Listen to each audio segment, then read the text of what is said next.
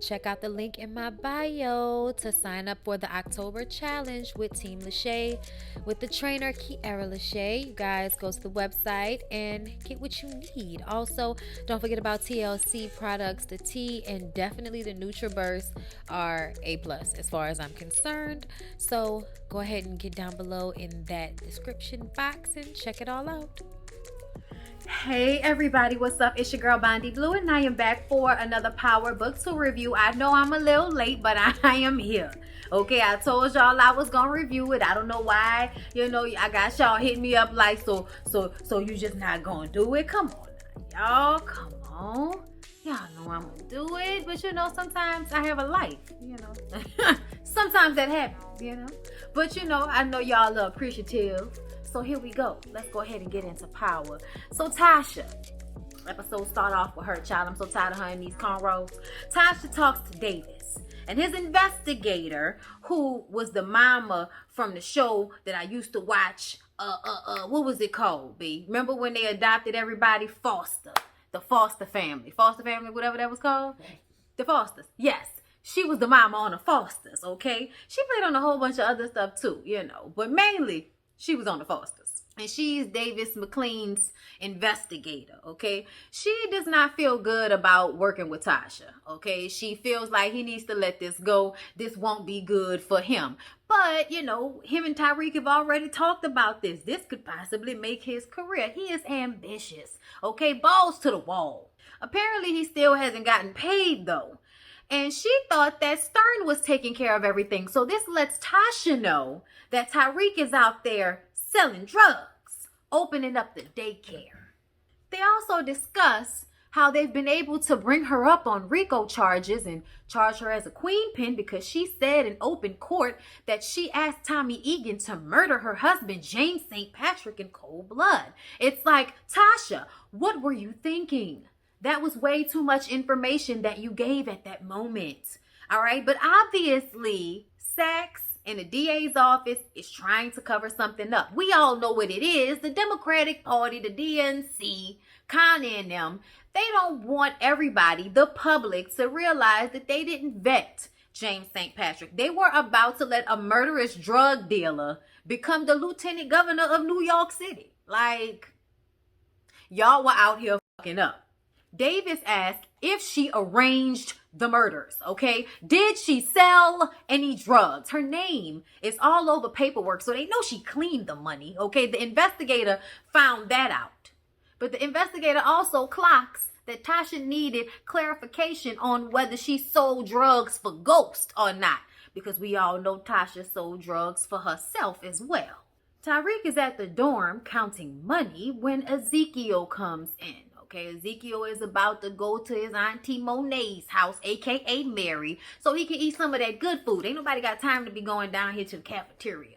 All right, and Tariq wants to know if he can go. Now, I don't know if Tariq is working I want to get close to your family because it looked like your uncle is a drug kingpin and I could use him to sell drugs in order to get my mama out of jail. I don't know if he's coming from that standpoint, but I'm sure he is. Either way, the cafeteria food is never really that good, so this would behoove Ezekiel to go ahead and let Tariq come on over for a meal. I mean, sir, he's doing all of your damn work for you. The least you can do is take him home for dinner. I'm just saying. Tariq also asked for Ezekiel to at least read the next book that he's been tasked with reading, okay? At least know a little bit about what I'm about to write. So that when you go and talk to Zoe, the counselor, I know y'all, that's not her name on this show. I don't care. She's Zoe the counselor, okay? Zoe the counselor asks questions, okay? She looks into you to see if you actually read the book. So please, Ezekiel, make my job easier. Read the damn book. I don't know why people think it's, smart to let these young black men go into school and not pass a damn class on their own, as if they can't hit their knee or their ankle or tear their ACL or anything. Anything could happen and you can no longer play ball. And what your dumb ass gonna do? Like, you going to college so you can get an education, not just so you can play ball, because there's no guarantee you will go pro. So it will behoove you to find something you can make money at outside of playing basketball, just in case your joints don't make it. So y'all, they got light-skinned Keisha in the classroom playing Bruce Chandria. And y'all look, okay, I'm here for her being intellectual and still being able to check y'all and curse y'all out in class. You know, I'm this type of person. I went to LSU. There were often times when I used to have to get people together in classes, but I would never throw the N-word around in front of mixed company in such a way. Yes, I have friends. I get too comfortable when I'm a little bit too tipsy and I, slip and fall. It comes out of my mouth and I catch it, okay? But you just don't be out here in a classroom. And I just think the character is unrealistic. I think light-skinned Keisha is doing a good job, but her approach on this character is, it's not just her. I'm sure that they wrote it this way, but that's so unrealistic to me. As someone who has gone to, white schools and been in classes with majority white people and having all white teachers at some point, when you are smart enough to get to these places, there's a way that you handle yourself.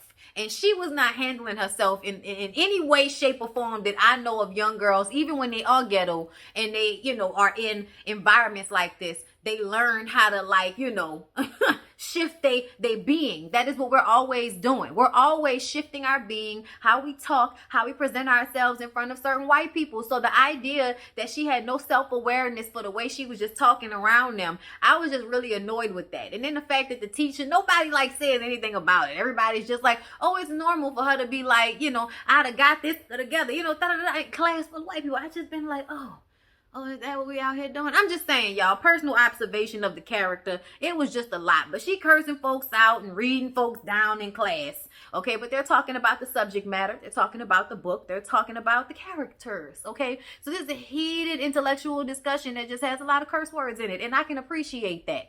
But child, that mixed company, boy, that, what I'm saying? It's just, Anyway, Tariq comes in and he didn't finish the book. Of course not. Professor Reynolds says, so you didn't finish the book again.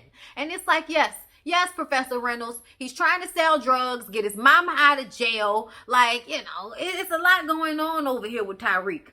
Then he gets a text message from Davis. Okay, you got to go meet with Davis. They meet up and talk about why Sax and them are coming for Tasha. Okay, he needs to blow James' ass up at the funeral. Okay, he's supposed to give the eulogy, and Davis wants him to basically say, my daddy was a drug dealing murderer. He beat my mama. He messed up our lives, and I'm glad he's gone. Just basically, I'm just short of killing him. It wasn't a good idea. I don't think that was the approach. Okay, but Davis puts it to him like this. It's either your mother's freedom or your family's legacy. And I just kind of feel like, I don't know, it might have to be mom's freedom. Because nobody asked you to be a kingpin's old lady. Nobody asked you to do that. You wanted to do that. And when he was trying to get out, you didn't want him to get out. So now that we're here with it, Tasha being in jail is Tasha's own fault, to be honest.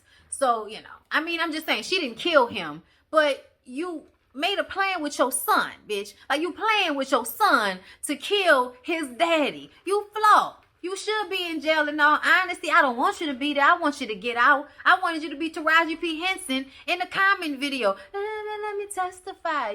She put her face up laughing. That's when the prosecutor realized what happened. That's what I wanted. But we didn't get that. Tasha's in jail with the cornrows crying on the cement floor. So I just kind of feel like either he gonna take his lick or she gonna stay in jail. What we gonna do?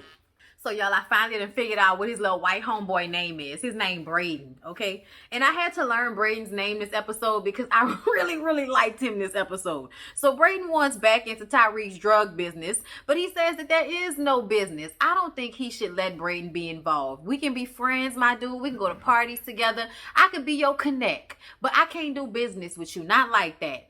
You can't work for me. I can sell you, a little personal stash if you want, but I can't have you selling for me because you stupid. And if you get caught, then I get caught. And you got rich white family money. Your people made the auditorium. Your people paid for the library and all of that shit for the pool, whatever. Either way, that name carries weight. So he has something else to fall back on, Tariq. You don't, okay? You the onlyest one you can count on. And if you get kicked out of school, then that's less a chance of you graduating fast. You can get this money to help out mama, Jazz, and grandma. Okay, so let's just, be smart about these things and not be dumb and let the dumbass white boy be a part of our illegal, corporation. Can we talk about that? Like, why the hell are you trying to sell drugs at the school? Like, you ain't got family money out the ass. Like, because that's stupid. His brother's a douchebag. True. His brother's a douchebag. That means his father's a douchebag. True. That means they have family money, but unless you a douchebag, you don't really want to be, right? You ain't gonna get that inheritance. Yeah. You know what I'm saying? His brother, he probably rather police officer because he knew he could get away with it, so he could stunt in front of everybody. You right. Like, my fucking brother's so dumb. Right. You know what I'm saying? But I think he just didn't have good guidance. True. And I think that's why he seemed like he was such a naive dummy. But he really was like, well, I can't get in trouble. Right. So I'm going to have as much fun as I want in high school. Exactly. But see, Tariq, see that difference between black boys and white boys. Right. At home, I hate my life because my brother. Right. Black boys can't do that, okay? Mm-hmm. Even when they do have a little money in their pocket, okay? But look, either way, Brayden invites Tariq to a frat party that his brother is having. Once again, brother's a douchebag, but we're going to go to the party anyway, okay? Tariq gets a text message and says that he has plans, okay? So for now, we're not going to the frat party, but y'all know eventually we're going to end up at the damn frat party, okay? So then we see Mary, a.k.a. Monet, laid up uncomfortably in the bed with that cop. I told y'all he was a little bit too familiar to be pulling up to a situation where a black man had a double-barrel shotgun, okay? Touching on elbows and shit. Is everybody all right? Yeah, you fucking her. He wants to be with her. He wants their relationship to be legit. But you like a little, beat cop, and the kingpin that she's married to still have clout to keep her safe in these streets. Of course she's not gonna, mess up her situation with her husband for you. You sound crazy, but she's using him to her advantage. It's not an emotional thing. This is so she can make sure there's a cop that she can control. That's all this is about. Because later on, she was giving her daughter this same lesson. How to use her sexual, energy, her sex appeal. You don't have to do anything if you don't want to, but you can definitely use what you got to get what you want on some Ronnie Hokos type shit. You know what I'm saying? Like, it's a way to get by. He has to skedaddle before Bobby Brown gets home, but Bobby Brown already know what's up. Then we see Ezekiel go to see, the counselor Zoe. And he's flirting with her. Like, what's up with you, girl? It's like, little boy. Little boy, you don't stop playing with me, little boy. Like, you a little boy. Why are you coming at me like this? And she's completely ignoring him. And she has all of her attention on Tariq. What's going on with Tariq? He's like, I don't know. I don't really talk to him like that. I don't really know him like that. I just know that, his dad's funeral is soon. It's coming up. And so she decides that she wants to put together a vigil for James on campus. I was just like, why in the Lord's name would you do something like that to that young man without telling him? Like, I totally agreed with Professor Reynolds, okay? Professor Reynolds with his nice chocolatey self told her that this wasn't a good idea. But see, she don't listen. I don't know what's wrong with her. But obviously she has some don't save her. She don't want to be saved, type of, energy going on trying to save these young men. You can't save him. He don't need you to save him, okay? So Tariq meets with Stern. Stern sees that he's reading Great Expectations, which is a story about one's moral code versus one's ambition. And this is a mirror of James St. Patrick's life. He always was fighting within himself because he felt the need to be ambitious, but that required him to go against what he felt was his moral code, And for Stern, Stern feels like my moral code is my ambition. Whatever gets me to where I want to be is my moral code. But that is not a moral code at all, which is why it's like, Stern, shut up. Okay. But either way, this conversation gives Tariq, a little bit of a view of James that he didn't have before. But that just kind of makes me mad because it's like you just wasn't paying attention. You actually murdered your damn daddy. And now you finding out more about him now that he's gone. But that's because you didn't give him a chance to live to tell you. He was trying to be there for you. He was trying to talk to you. He may not have gave a shit about your mama, but he was trying to be there for you no matter what. And you didn't want that. You wanted to murder him because you felt like you didn't have any other choice, which is such foolishness. You could have still done what your daddy wanted you to do and took care of your mama. I will never understand in the end why this was a choice. I mean, I get it. I remember last season, James was aggravating the hell out of everybody, okay? Like, I wanted them to kill him. I get it. But ultimately, it's just kind of like, that's still your daddy. And now you having these come to Jesus moments talking to Stern like he knew James. I mean, he knew him, but he didn't know him. You know what I'm saying? Your mama knew him. And this is what we are, okay? It's just, it annoyed me, okay? It just annoyed me. Stern tells Tariq to think about what David said, okay? It may not be the best decision to talk bad about James during the eulogy. And, you know, maybe that isn't what he should do if he wants to continue to make money. Tariq is going to do whatever he has to do to help his mama. That's just what it's going to be, okay? So David's investigator tells him to drop this case. I told y'all she wasn't here for it, okay? David says that Tasha wasn't the kingpin, all right? They're going back and forth about it, and Sachs knows that Tasha isn't the kingpin. Meanwhile, he's talking to Mock and kind of telling them this same thing.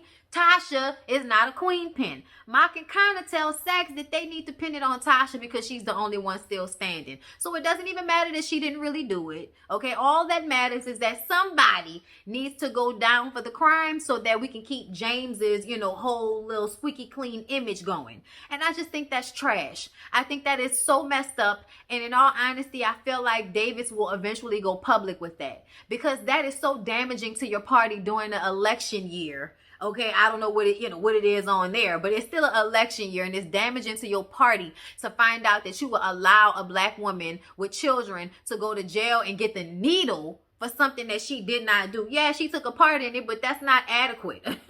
I mean, in all honesty, they don't know, but you know, I'm just saying, like, she kind of does deserve it. She killed a few people, but that's not the point. Not a few, couple. She killed Keisha, and you know, she helped kill James. You know. I'm sure there's somebody else that I'm not remembering, you know, whatever. Sachs calls in an investigator to help with the case, okay? Because Mock and kind of are not letting go of this. They want to charge Tasha, and Sachs needs to figure out a way to make this happen. So he calls this investigator, and the investigator doesn't want anything to do with Sachs, okay? He runs it to him. Like, first of all, Sachs, you got fired. A judge here signed an arrest warrant for you. And then a week later, you got promoted. Make it make sense, okay? Whatever you're doing, it's not about justice, and I don't want no parts of it. But Sachs brings up Davis McLean, and apparently this investigator has a hard-on for Davis McLean, so now he's going to be a part of it, but he feels like it has to be legit. And I'm like, you working with Sachs, it's not gonna be legit. It's not. Like, it's not legit now, okay? It will never be because it never was. He's not. Okay, so good luck, sir. I wonder what he's, you know, so upset. Would David sleep with your old lady or something like that? I'm just saying, you know, a little upset. Tariq talks to Zoe, the counselor, and she keeps asking if he needs to talk about anything. And she says that it's, you know, toxic and dangerous for him to let society stop him from feeling and expressing those feelings. But he don't have time for that, okay? He gets a text and he has to go. She goes to see Reynolds about this vigil that she wants to do. And of course, Reynolds tells her this is a terrible idea, okay? Do not do this. She wants to create a safe space for Tariq. He says this is a bullshit power trip, okay? Just a way for you to put all of his grief on display and project your pity onto him. And I was like, damn, Reynolds, that was a perfect explanation of what this is. That's why I don't like it, okay? That was a great explanation. He says that she should listen sometimes, okay? Listen when people are telling you that this is not what they want, instead of forcing them to bear wounds they may not be ready to bear. Like, what school did you go to where they told you that was the way to handle somebody's psyche? I'm just saying. Then she throws in his face how he stole someone's life and published it. So I guess Professor Reynolds wrote a book about his life, and his relationship with Zoe was a part of it. So she feels some type of way about whatever he wrote about her in the book. So he says that he keeps apologizing to her for it, and it just never seems to be good enough. And she says, let's just keep it professional. And he says, why did you get me this job if this isn't what you wanted, you know, to happen? This confrontation that we're having. You know, you wanted us to have this conversation. Then he rolled up on her all sexy like, and they started making out, and then they have sex on his desk. And I was so here for it. Then she goes to see her sponsor, and we find out that she's a sex addict. Okay, and her little bump and grind with Professor Reynolds was, you know, a slip and fall in a stove. This type of thing may be cute when you're in your 20s, but when you're in your 30s, damn near in your 40s, it is not cute anymore, Professor Zoe. Okay, so get it together. Tariq talks to Tasha about what to do at the funeral. Tasha says maybe it's best to not say anything at all. Then she asks if he opened up the daycare. He says, of course not, Mom. Doing that I'm lying and I'm trying to be fake genuine voice. She says, then how did you get the... And then she stops and looks around as if she knows somebody is listening, and she changes the subject. Tariq has dinner with Ezekiel and the family when their Uncle Frank comes in, putting all their business on Front Street in front of Tariq. Okay? And it's just weird to me that this is, New York, and you're sitting here in front of a kingpin and y'all don't know who, Tariq is. Like, it's just weird to me. But still, the way Uncle Frank just rolled in and started talking about all of the drug bills, I was just like, what the fuck going on? Like, what's wrong with you? Why is he just, out here, mouth running in front of people? Like, you don't know who this is. What's wrong with you? I knew he was gonna die at that point, okay? Monet gives orders to everybody, and Bobby Brown takes Tariq home, but they have a talk first. And Tariq lets him know, look, bro, you ain't gotta worry about me. Tell your moms that I'm not the one she needs to worry about. She needs to worry about your Uncle Frank, because he's a snitch. Nobody gets out of jail that quick, okay, and that soon without somebody hearing about it, all right? So Monet is already, on this same line of thinking. Because she said if he was about to get out of jail, then whole man would have let her know, and whole man didn't let her know nothing. So obviously something is amiss, and he was nervous and shaky and, like I said, talking too much. Bobby Brown is standing there at a loss for words after Tariq tells him his business. And I'm like, so you out here blowing people's brains out in broad daylight, rock-a-bye, baby, but you don't know a snitch when you see one? Like, what's going on? You know what I'm saying? Like, make it make sense. So Professor Zoe, aka Professor Carrie, sets up the vigil, and Reynolds shows up, and she's like, I thought you didn't want to be involved. And he's like, I'm here for Tariq, okay? Because I know that this young man may have some issue after you finish humiliating him in front of all these people he don't know.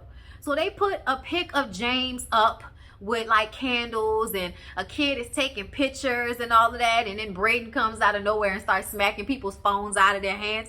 Wrong with y'all, man? Delete that. Like, y'all so disrespectful. Tariq walks up. I guess he had no idea that this was taking place, and he sees this picture of his daddy and all these candles, and he freezes up. And Braden walks over. He's like, say, man, you okay? He was like, yeah, you know what, let's go to that frat party.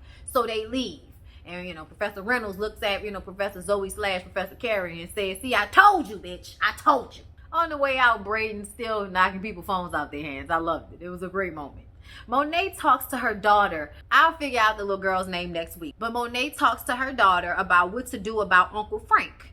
And she says, well, he's family. Shouldn't we give him the benefit of the doubt? And Monet says blood and family are two different things. Everybody cannot be trusted. Did you think about why he got out of jail so soon? And before they can, really answer that question, Bobby Brown comes back in lackadaisically and tells her that Tariq said Uncle Frank is a snitch. She's like, oh yeah, Tariq said that? So now she's trying to figure out who he is. And I'm like, all you had to do was Google him to find out who he is. Like, I don't know. Y'all really never heard of ghosts? Okay. At the party, Braden's brother is a complete asshole, okay? He keeps calling Braden skid mark, and then there's a conversation about a lack of drugs. So Tariq takes note that he could probably clean up if they were selling to some of these frat boys. The police show up, well, campus police, to shut down the party, but the oldest brother is an asshole. So he punches the police officer in the face because he knows he was going to get away with it, and Braden has to say, hey, we're the Westons. Oh, you mean like the auditorium? Yeah, and the pool. Okay, so can you let my dumbass brother go, please? Thank you. And of course they back down and skedaddle. The whole time Tariq is paying attention. Had no idea that Braden, the homeboy, had so much clout. So Tasha overhears one of the inmates asking for a morning after pill from Rockaletta Moss. And Rockaletta Moss is like, bitch, you must have forgot who you talking to. And she was like, look, don't make me make this whole cell block turn against you, bitch. Give me the morning after pill. Like, who you fucking up in here? Like, child, one of these male guards, child. David and Sachs argue in front of a judge, and Davis can present a witness to prove prosecutorial misconduct on Sachs's part, which I'm sure that won't be hard to do. He's always doing something, illegal, of misconduct. At the funeral, Tate is there, doing the most, shaking hands and being extra shiny. Tasha is going to do the eulogy, okay? She gets out in a bad hat with a red lip and a nice dress, but they had to put the cuffs on her. So now she can't go up there to give the eulogy with the cuffs on. That's not a good look. Davis is there because the Democratic Party would like for him to do the eulogy, but oh no, okay? Tariq says he'll do the eulogy. Uncle Gabe shows up, okay? Glenn Turman, one of my favorite actors, all right? He rolls up and tells this story about how the family was so proud of James and how he turned his life around and they thought he was going to end up in jail or dead. And, you know, he turned it around, even though he ended up dead. So I'm like, I don't know how y'all thought he turned it around. I know these streets still talk. But somebody else at the right time saying something nice about James, okay? So when Tariq goes up there to give the eulogy, he says his dad was complicated. He says that he wanted the best for his family, and Tariq will be what his father could never be. And I don't know what that means, but he basically ended on that note. He showed his dad a little bit of love, but he wasn't, you know, disingenuous about how he feels about him, I think. It was an honest speech that he gave up there. Davis brings the prosecutor Sullivan in and proves the misconduct. But Sachs brings in Rodriguez, who, by the way, did not want to be there, okay, to prove it's possible that Tasha ordered a hit on Silver, since she knew where his body was. But the only reason she knew where the body was is because she was screwing him, not because she had anything to do with his death. She wasn't even really sure that he was dead, after all. She just knows the type of person that James is. Rodriguez knows that. So Rodriguez is not really happy to be here on Sachs's behalf, saying that Tasha is a queen pin, because she doesn't believe that. The judge says that Sachs presented enough evidence for them to go to trial, so the charges won't be dropped like Davis, you know, was trying to do. But Rodriguez says to make sure that he calls her on the stand, because Sachs is dirty and Tasha is no queen pin. Bobby Brown rolls up on Uncle Frank in a bar, knocks him over the head, takes him to the back, lays him down, shoots him in the head while he's knocked up, cuts him up, puts him in some beer barrels, and they, you know, transport the beer barrels to wherever. Very clean way to murder somebody. So basically, Bobby Brown is a psychopath, okay? Not that smart, but definitely the muscle around here. Ezekiel's cousin, you know, the girl who Tariq likes, I told y'all I don't know her name yet, but she goes to see Tariq, you know, using her womanly wiles like her mama told her to do, because her mama was trying to get her to use the fact that Uncle Frank's nasty ass seemed to be flirting with her, talking about she's really filling out like she's a 15-year-old girl. She's your niece and you're talking to her like you want to have sex with her. You're disgusting. But Mary was basically telling her, you know, to use that, but she ended up using that on Tariq and not on Uncle Frank. So I forgot to mention that when they were at the funeral, before the guards took Tasha away, she said to get her a morning after pill. So when Monet's daughter shows up to talk to Tariq and use her womanly wiles, he gives her a book, Great Expectations, with a cell phone in it and the morning after pill taped inside for her to give to her dad, for her dad to get to Tasha. When Tasha gets it, you know, she calls the phone and the phone starts to ring. And I think somebody must have left that phone there for Tariq, but you know, he seemed to not know the phone was going to be there. Like, you know, it wasn't exactly him who did it. I'm not sure. But either way, you know, she was so happy that he got that done for her, but she wants to make sure that he's focusing on school and he's not into no foolishness, you know, by getting her the phone in the morning after pill. But it's like, bitch, that's what you asked him to do. Child, I ain't got time. Tariq seems to believe he found a way to get out of the game without going to jail or being murdered. Child, so did your daddy. He thought it was gonna be politics, but you killed that dream for him. So there's that. Bobby Brown sees the police officer pulling up to his house with Blue Label alcohol and some info on Uncle Frank, okay? But it's too little too late. We already know about Uncle Frank, okay? I thought you was trying to prove yourself to me. Okay, that's what Monet tells him when he gets inside. Bobby Brown saw, but he just pulled off. And she was like, what are you doing here? And, you know, he gives her all this information. And she was like, I thought you was going to prove yourself to me. I think I need you to actually prove you're going to be, you know, able to protect me out in these streets, because right now you ain't doing it, sir. And she asked for him to look into Tariq for her. So, yeah, we're going to see how this going to go. But it seems as if Monet is not going to be a fan of Tariq's, and I wouldn't blame her. Child, he got bad energy around him. But you know we rooting for him when it's like aggravating ass. We rooting for him. Anyway, y'all, that was Power Book 2. I hope y'all enjoyed. Please don't forget to like, comment, and subscribe to my channel if you have not already. I love y'all, and I'll see y'all in the next one. Mwah!